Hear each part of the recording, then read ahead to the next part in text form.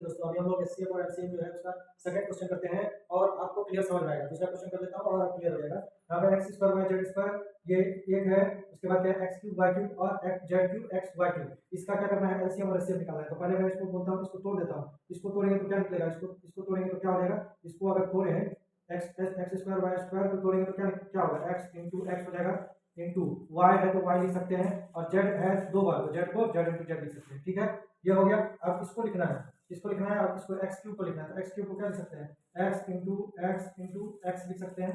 ठीक है, और वाई को 3 बार लिखना है तो वाई इंटू वाई लिख सकते हैं। ठीक है, ठीक है, लिखिए। अब जेड क्यूब वाई इसको लिखना है, तो क्या लिख सकते हैं, जेड क्यूब है तो जेड इंटू जेड लिख दिए, फिर एक्स है तो एक्स लिख दिए, इंटू वाई को 3 बार लिखना है तो वाई इंटू वाई लिख दिए।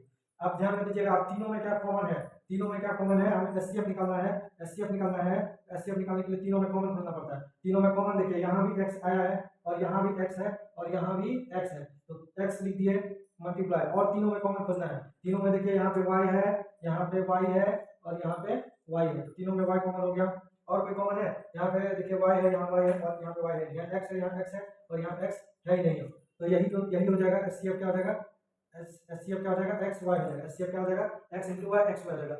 एस और तो कोई कॉमन नहीं है, यहाँ जेड है, यहाँ जेड नहीं है, यहाँ जेड है, तो तीनों में कॉमन है ही नहीं, तीनों में कॉमन है ही नहीं। अब हम लोग एलसीएम निकालते हैं, तो एलसीएम निकालने के लिए क्या करना पड़ेगा, एलसीएम निकालने के लिए जो तीनों में आया है उसको क्या करना पड़ेगा, जो तीनों में आया होगा उसको लिखना पड़ेगा। पहले लिख लेते हैं, एक्स आया है मल्टीप्लाई वाई आया है मल्टीप्लाई जेड आया है।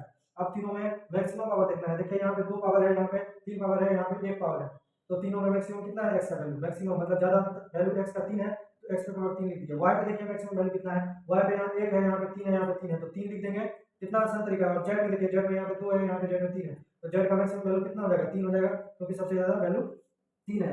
अब देखिए इसको मल्टीप्लाई करेंगे तो क्या हो जाएगा, एक्स पे पावर 3 हो जाएगा, वाई पे पावर 3 हो जाएगा और जेड पे पावर 3 हो जाएगा। ठीक है, ये हमारा एलसीएम हो गया। एलसीएम क्या हो गया, एलसीएम ये हमारा हो गया, एलसीएम ये हो गया और एचसीएफ ये हो गया, एक्स वाई। एचसीएफ क्या हो गया, एक्स वाई हो गया, और एलसीएम हमारा ये हो गया, x cube y cube z cube, और एचसीएफ ये हमारा एक्स वाई हो गया। ठीक है, उम्मीद है कि आपको दूसरा क्वेश्चन में क्लियर हो गया होगा। पहला क्वेश्चन तो आपको बताया था, दूसरा क्वेश्चन ये रहा, और आपको व्हाट्सएप पे मैं क्वेश्चन भेज दूंगा, आप प्रैक्टिस कीजिएगा, और बहुत बेसिक सा चीज है।